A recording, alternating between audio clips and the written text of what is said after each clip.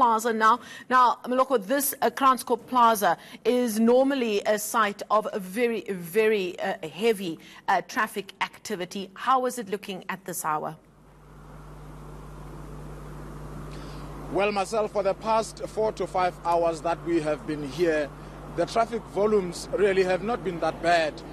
In fact, the expectation was that you will have many motorists driving out of Gauteng towards Limpopo. As you know, that this road, the N1 North, is connecting Pretoria, Johannesburg and Polokwane, and many other people use this particular road to go towards countries in the SADC region. But the traffic towards the north direction have not been that bad.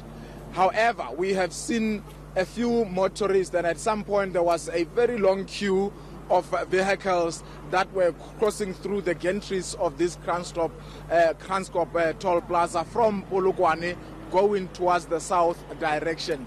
And as we were interacting with the police officers just off the camera, because they were not allowed to do interviews, they indicated that the majority of people who are driving back to Gauteng, some of them are people who went to Limpopo for the long weekend, as you know, that it actually started on Friday.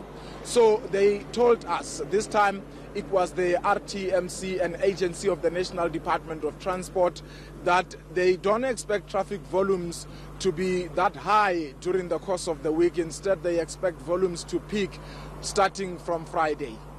Now, we've had reports of some accidents already on the various roads. An area like that where you have police moving around in that kind of hot spot must give you an opportunity to find out just what are the cause of the accidents, if they are happening along that transport node specifically. Yes, I mean, if you're driving from Pretoria coming to this particular toll plaza, this is a stretch of about 120, 130 kilometers. And I can tell you, Marcel, for approximately every 50 kilometers, you would see law enforcement agencies. It's either from Tshwane, you see the Tshwane Metro Police officers, and at some point you would see the National Traffic Police officers. And as you crossed onto the Limpopo side, you will then see the Limpopo traffic officers. And as you can see behind me, there are members of the flying squad from the South African Police Services. They have been stopping the motorists as and when they see fit. And of course, the visibility of the police and the traffic officers is very high. But I must indicate that 2 days back, we were informed that there was a fatal accident that claimed the lives of 12 people on the N1 in the Western Cape. And also, on Friday night, along this particular stretch of road on the N1 leading to Polokwane, there was a motorist.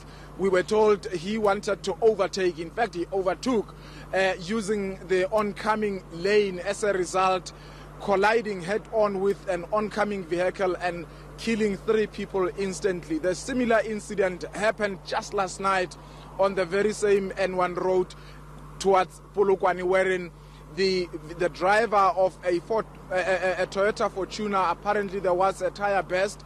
He lost control of the vehicle. It then veered off the road, colliding with a 22-seater minibus taxi, killing 3 people as well instantly. Among those who died was the driver of the minibus taxi. And the rest of the people were taken to hospital, some of them airlifted. Now, as you pointed out behind you, we can see law enforcement authorities inspecting a car. We hear this year in and year out, roadworthiness of cars, and indeed the health of the drivers being all important in terms of them getting enough rest, not being under the influence of alcohol, are the major things that they are looking out for. Have you been given any indication as to whether South Africans in general are heeding the call to make sure that their vehicles are roadworthy and that the drivers are in a healthy state to be on those roads? Well, Marcel, it's very debatable. I mean, as the time that we have spent camping here, and even when we were driving towards here from Johannesburg, we saw about 4 trailers that were overloaded with goods, groceries, some people carrying even bed and mattress, others carrying bicycles. All of those, in fact, we managed to speak to at least 3 of those people, because in the case of the 4th trailer, it had been abandoned, and that abandoned trailer had a gas cylinder out also among the goods that were being transported. Now, a lot of them, in fact, all of those trailers had tire punctures, and because presumably we can say it is because they were overloaded. Now, the issue of overloading, the issue of overtaking recklessly, but also the issue of speeding.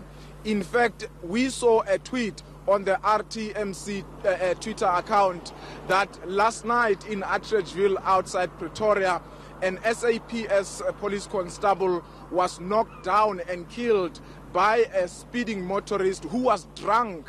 So that particular motorist could not stop when he was stopped on a roadblock.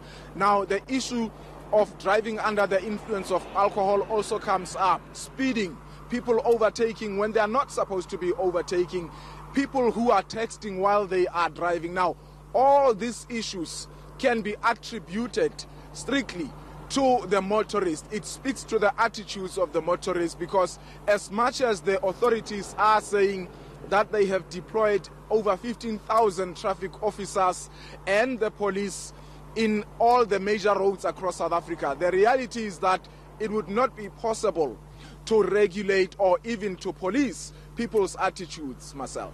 We're going to have to leave it there for now. eNCA's Moloko Moloto coming to us live there from the Kranskop toll plaza.